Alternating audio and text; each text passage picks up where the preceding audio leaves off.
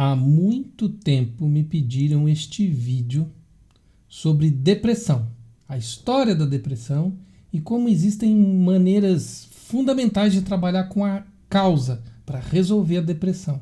Então acompanha porque é um vídeo bem completo e compartilha para quem precisa dessa informação. Antes, a nossa vinheta.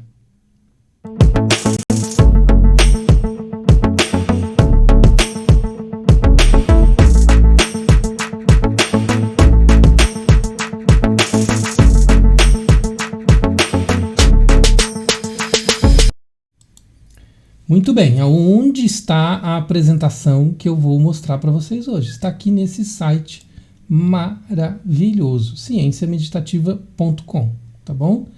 Aí você tem aqui a Universidade de Ciência Meditativa, onde tem cursos e formações, cursos gratuitos, inclusive, que você pode acessar, e as formações.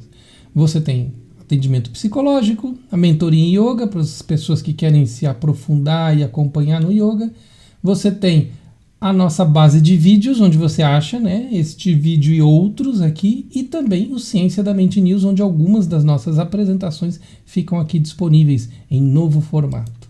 Aqui está, então, a entrada para o site que abraça todas as nossas apresentações. Tá vendo aqui, ó, Ciência da Mente News, ok?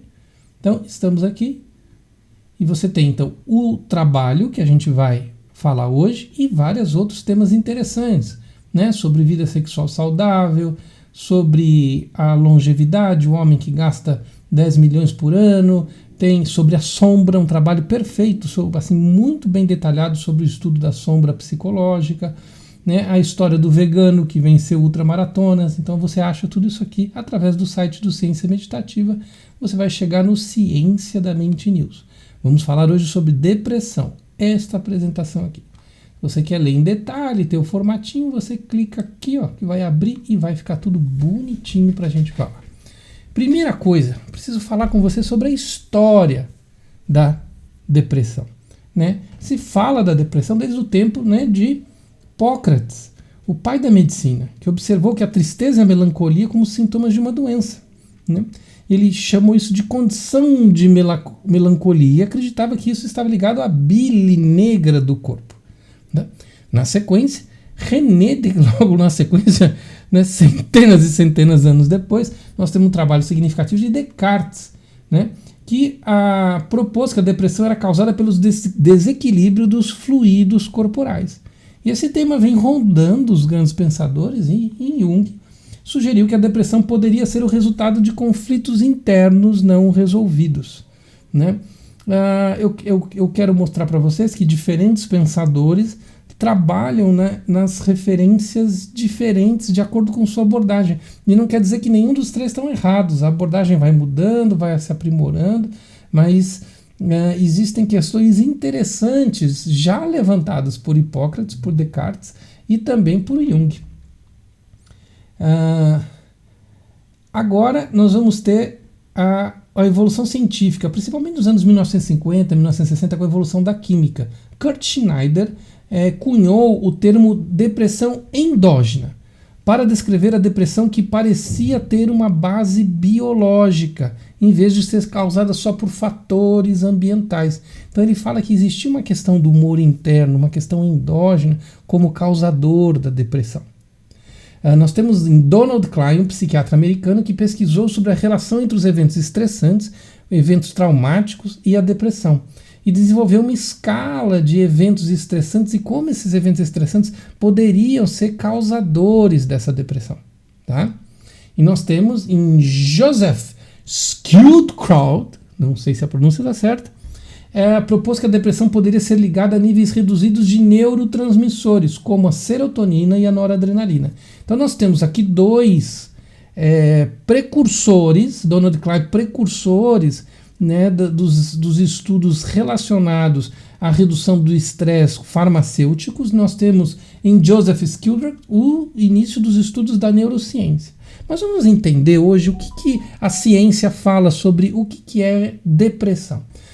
O CID, Classificação Internacional de Doenças, o CID-11, que é o atual vigente, define a depressão como um transtorno de humor caracterizado por tristeza, não só tristeza, porque depois eu vou explicar para vocês que tristeza não é depressão. Além da tristeza, perda de interesse, falta de energia e outros sintomas somáticos que afetam a capacidade de realizar atividades cotidianas. Para ser diagnosticado com depressão pelo CID-11, o indivíduo deve apresentar um humor deprimido durante a maior parte do dia, ou perda de interesse ou prazer em quase todas as atividades, além de pelo menos 3 dos seguintes sintomas, dos 7 que eu vou dizer, tá?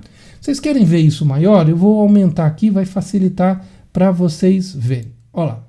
Não, aqui sou eu não vai assim desse jeito, né? Aqui, ó, pronto, ficou um pouquinho maior para vocês verem, tá? Perda ou ganho significativo de peso, insônia ou hipersônia. Hipersônia é dormir demais, tá? Insônia é dormir de menos.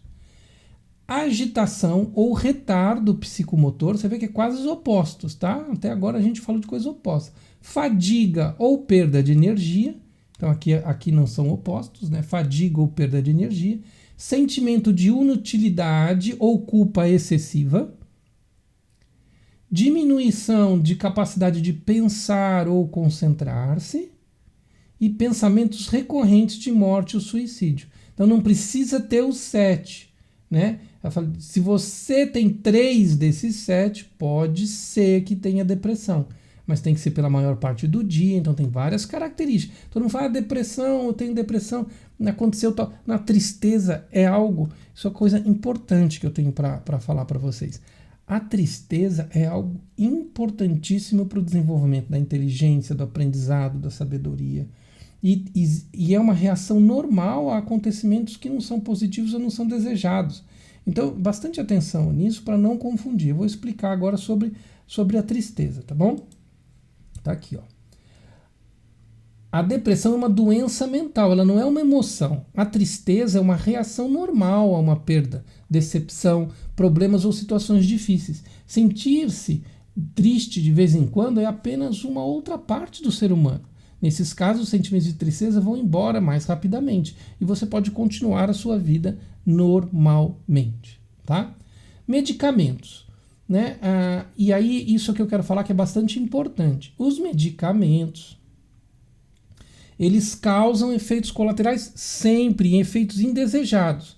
Então, um estudo, por exemplo, da Universidade de Viena, mostrou que os medicamentos antidepressivos tornam as pessoas menos empáticas.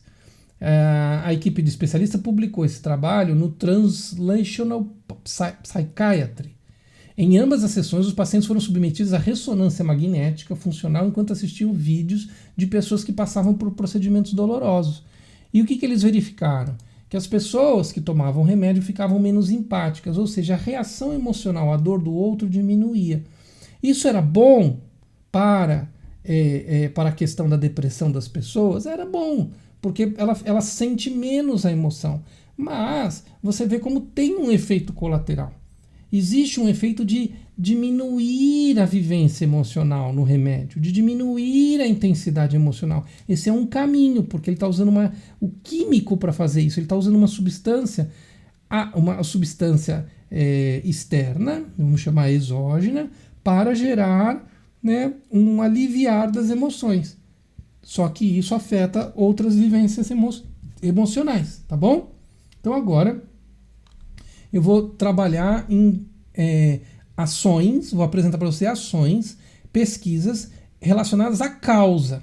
Então, assim, o que você pode fazer para não ter depressão, para evitar a depressão e deixar esse assunto da depressão distante, tá, da sua situação. Então, vamos lá. Nós temos aqui esse livro que eu gosto muito, de um médico de Harvard chamado John Ratey. E ele faz afirmações gerais. O que o livro afirma dele, seu trabalho? O exercício melhora a saúde mental, o exercício físico. Tá? O exercício regular alivia sintomas dos transtornos mentais. O exercício melhora a cognição, a capacidade de raciocínio. O exercício estimula o crescimento de novas células cerebrais, aumenta a neuroplasticidade. O exercício pode ajudar crianças e adolescentes a ter um melhor desempenho escolar. E por quinto, aqui, ó, o exercício pode ajudar a prevenir os transtornos neurocognitivos em idosos. Então, vamos entender isso melhor? Então, falando da depressão, tá? O que isso, tudo que ele fala em termos gerais do livro, relacionado com a depressão. Com a depressão, o exercício pode ajudar a aliviar os sintomas da depressão. O exercício pode aumentar a produção dos neurotransmissores que melhoram o humor e o bem-estar. Então, a pessoa vai se sentir de outra maneira. Ele diz, o exercício pode ajudar a reduzir o estresse. Aí ele coloca, o exercício pode ajudar a prevenir a recorrência da depressão e o estresse causado pela depressão. O exercício pode ser usado como tratamento complementar à terapia. Deixa eu aumentar aqui um pouquinho, eu acho que pronto, aí vocês veem melhor, tá?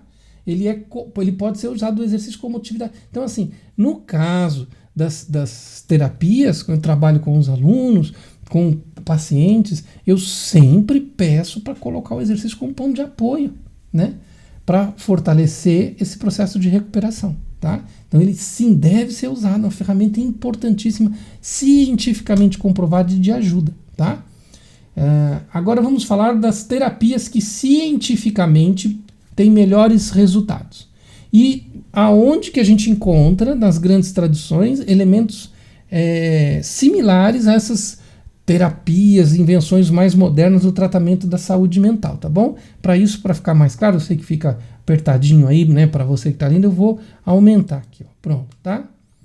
Quer ver? Eu acho que eu consigo aumentar mais um pouquinho ainda, ó, vou pegar aqui, ó, eu acho que eu aumentei um pouquinho, fica melhor de ver, né?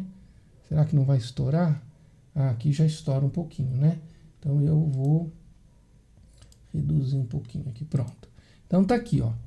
A terapia cognitivo-comportamental, né, a TCC, que ajuda o indivíduo a mudar seus padrões de pensamento negativos. Essa é a característica da terapia cognitivo-comportamental. Mas você tem isso aonde? No Santosha do Yoga, que é uma das disciplinas da prática de Yoga, quer dizer, do Yoga de quem entende o Yoga, de quem compreende a profundidade e sabe ensinar isso, tá? Mas existe essa metodologia dentro do Yoga e dos primeiros passos do caminho óctuplo, por exemplo, da prática budista. Também existe isso. Então, que é equivalente, né, ao que é proposto pelo TCC, né? São, então, essas traduções que trabalham o desenvolvimento da mente têm essas estruturas dentro delas. A terapia psicodinâmica se concentra na compreensão dos conflitos emocionais inconscientes que contribuem para a depressão. Então, a psicodinâmica tem essa característica. No yoga nós temos os estudos dos vrittis e dos sanskaras, que também faz o mesmo trabalho de estudo dos processos inconscientes, né? E essas duas estruturas de vrittis e sanskaras também existem na psicologia budista, tá bom? Terapia interpessoal. Se concentra na melhoria da qualidade dos relacionamentos, tá? A terapia interpessoal trabalha nisso. As meditações de compaixão, as meditações tântricas do budismo tibetano vão trabalhar na mesma linha também do desenvolvimento interpessoal, tá? Aí nós temos terapia comportamental ativa, enfatiza a importância de manter um estilo de vida ativo, né? O exercício que eu acabei de mostrar para vocês, né, usando um trabalho específico disso, né, de um médico de Harvard, e você tem isso também nos 5 primeiros passos do caminho óctuplo budista, e você também tem isso nos primeiros 4 passos do caminho óctuplo do yoga, né? Os caminhos, essas duas linhas de trabalho da mente, né, tanto o yoga quanto o budismo, em uma forma de se ensinar, elas são divididas em 8 partes e as duas abrangem a questão de um estilo de vida ativo, tá? E aí você tem um pouco mais novo, né, o Mindfulness Based Cognitive Therapy, que é a estratégia baseada em meditação de atenção, que eles chamam de mindfulness de maneira incorreta. Combina técnicas de TCC, que é a terapia cognitivo-comportamental, nas práticas de meditação mindfulness, né, com o objetivo de ajudar o paciente a se tornar mais consciente. Eles já conseguem esse tipo de resultado só com o 7º passo do caminho de 8 da formação de hábitos budista. Então, por exemplo, a terapia baseada em mindfulness, deixa eu falar isso olhando para vocês para ficar. A terapia baseada em mindfulness consegue já resultados usando um dos passos dos 8. Então é mais ou menos assim, é como se assim, eles matam a fome usando só um pedaço de uma pizza de 8. As tradições, a tradição, por exemplo, da psicologia budista, a própria tradição do yoga teria uns 8 pedaços, mas já se comprova, usando um pedaço só, que existe uma melhora significativa nos estados de depressão, tá? Então são essas as terapias que melhor reagem em relação à depressão, vou mostrar novamente para vocês, são as que melhor reagem, tá? TCC, psicodinâmica, terapia interpessoal, terapia comportamental ativa e Mindfulness Based Cognitive Therapy, MBCT, tá? Mas que as grandes tradições trabalham também esses elementos que são fundamentais, que são os enfoques dessas terapias. Espero que tenha ficado claro esse histórico, vocês entenderem um pouco, né, historicamente, que esse sempre foi um problema apresentado por grandes pensadores, porque é um problema da humanidade. Vocês entendem quando a química começa a desenvolver o que surge a partir dela, né? A ideia, né, de desenvolver o equilíbrio através dos químicos, como que isso não trabalha a causa, e vocês podem ver, através do que eu apresentei aqui para vocês, como que existem pesquisas e evidências trabalhando em cima da causa. Não só na questão da atividade física fundamental, como também nos tipos de terapia que melhor funcionam. Inclusive uma delas focando nesse mesmo elemento do movimento da atividade. As grandes tradições abraçando, né, que trabalham o processo mental, como o yoga, como a psicologia budista, trabalham os mesmos elementos que essas grandes linhas terapêuticas, tá bom? Então eu acho que dessa forma eu consigo abranger de maneira geral bem o assunto. Qualquer dúvida eu estou à disposição, vocês têm os links de acesso e eu espero ter podido ajudar.